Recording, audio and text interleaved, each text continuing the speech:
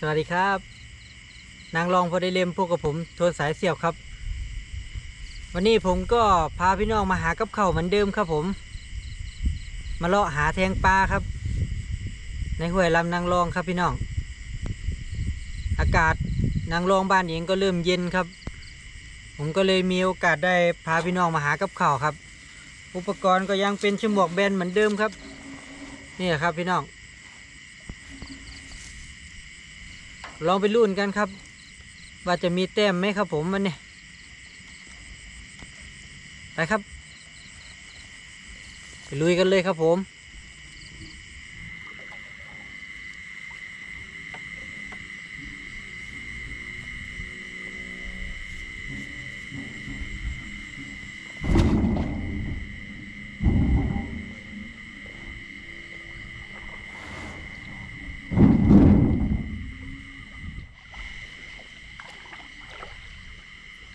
เดี๋ยวเราไปลุ้นกันครับพี่น้อง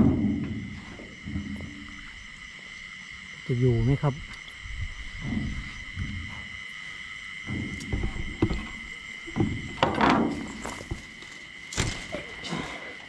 ในป่าครับอะไรพี่น้องอยู่ครับปลาช่อนครับ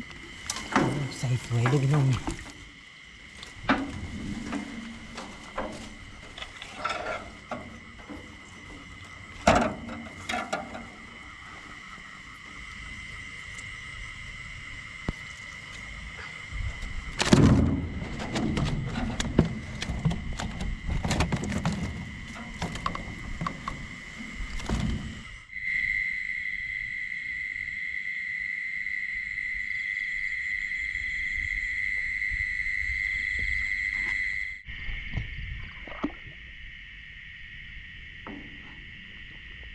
นู่นพี่น้องนู่นใส่สวยเลยครับโอ้ไม่ลงลึกด้วยครับเรียบฝั่งไปเลยโดนแทงก่อนครับพี่น้อง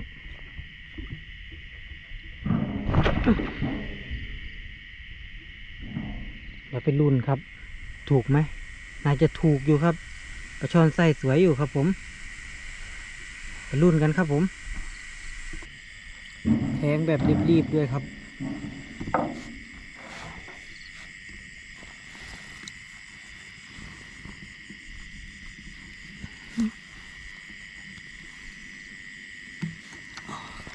โอ้อยู่ครับโอ้ใส่สวยเลยพี่น้อง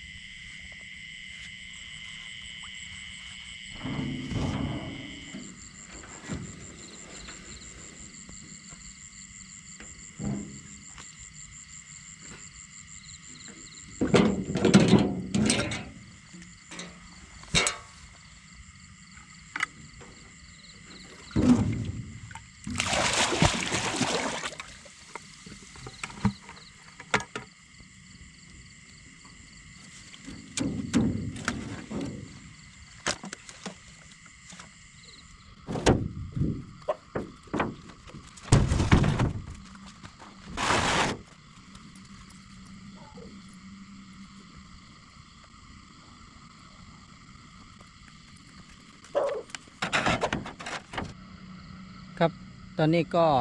เก็บของขึ้นรถเรียบร้อยแล้วครับดึกแล้วเดี๋ยวยังไงเราไปสรุปผลกันอยู่ที่บ้านอีกรอบหนึ่งนะครับพี่น้องไปครับ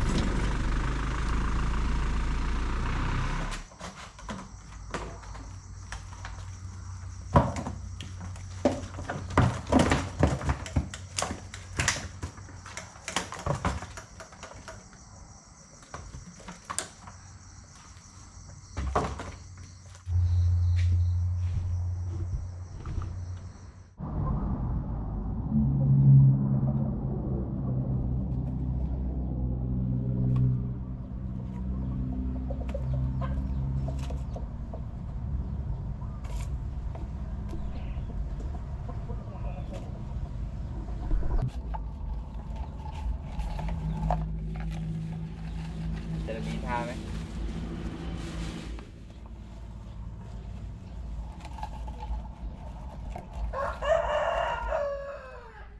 เห็นอยู่อีกเศษหนึ่งคู่กันมันพิงอยู่เต้นมะม่วงต้นมะม่วงลมเดี๋ยวลืมอะไรแต่การลมไงเขาบอกว่ามันมีอยู่2 เศษนะเป็นเดี๋ยวใครเจ็บไปไว้ตรงไหนกำลังงามเลย ต้องให้หนูไปเอาเลย โอเค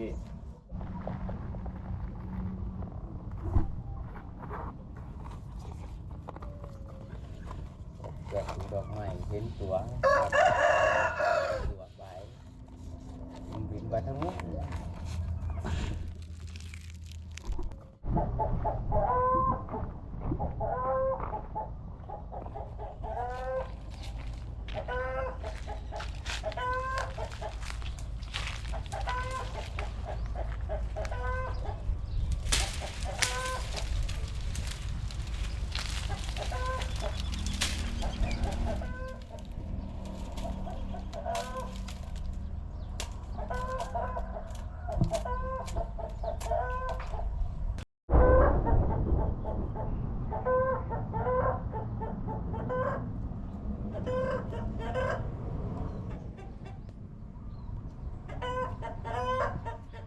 ขวดหนึ่ง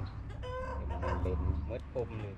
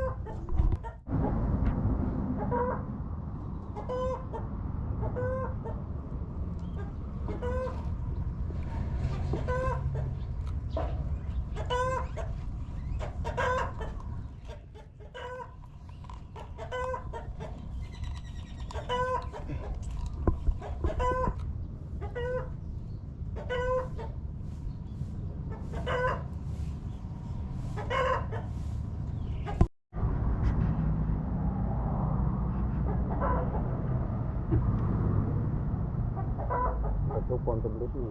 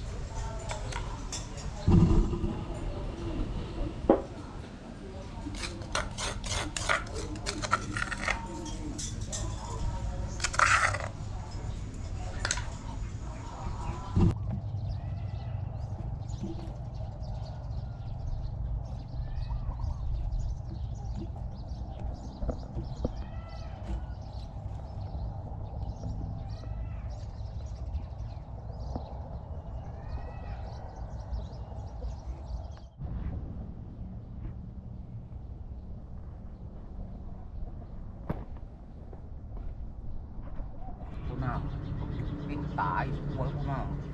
คนมันไม่ได้ปาด หัวหน้ามันไม่ได้ตัด มันเอามือเอามือ มือกวด ยกใส่ถังนี่มันไม่ได้เอามีดบาด ถึงลงถึงภูมิ คือใหญ่มันเอามือ นี่จะโค้ยใส่นะ ปุ๋ยใส่เล โอ้ ย มันเคยสวยนี่ ยักษ์กบาดนะคนหน้าไม่สวยคิดต่อโอ้ยังเงี้ย อืม แล้วคนหน้าอยู่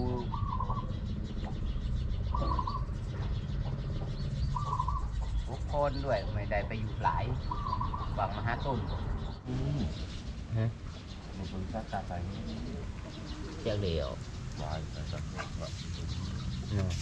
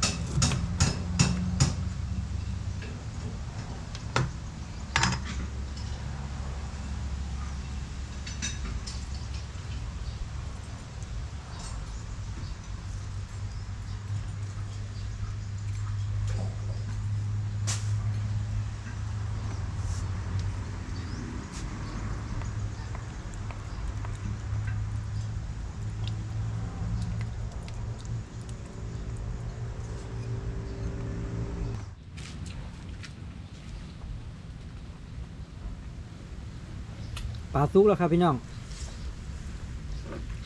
อีกตัวก็แบ่งไปให้อาจารย์ลินจอมสมอยครับ เดี๋ยวตัวนี้ก็ลานสายเจ้าจัดการครับผม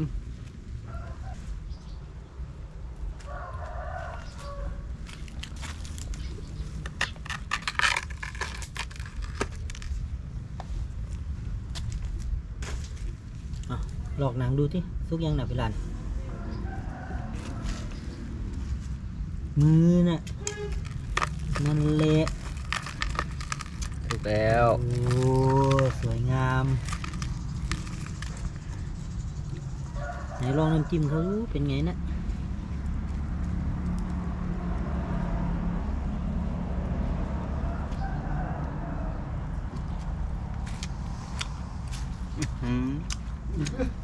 เป็นไง ไม่มีอะไรดีเกินนี่อีกแล้ว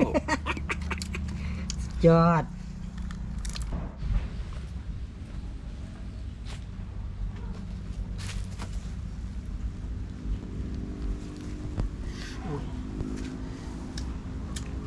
ว้ายร้อนเต็มที่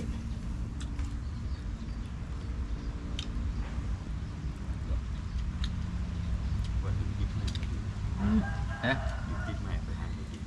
อะไรยูทูบจะแบ่ง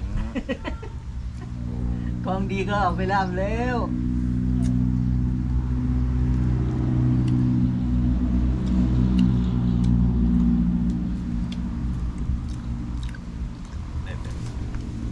เนื้อยังช้ำเลยพี่น้อง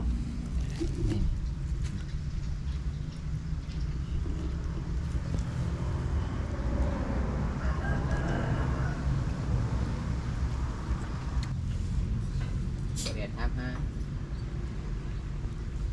ไว้หมอกตัดไอ้นั่นมาให้ โอ้มันครับสิ่งเดียวเดียว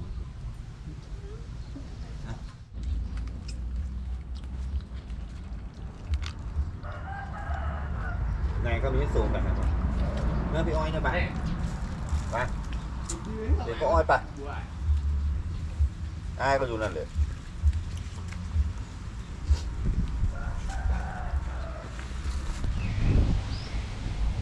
เป็นไงบ้างครับพี่น้องกับเมนูย่างปลาเป็นปลาช่อนเผาเกลือครับเนื้อช่ำๆเลยคลิปนี้ผมทวนสายเสียบก็คงจะต้องขอตัวลาพ่อแม่พี่น้องไปแต่เพียงเท่านี้แหละครับเดี๋ยวยังไงเอาไว้เจอกันคลิปหน้าครับผมสวัสดีครับ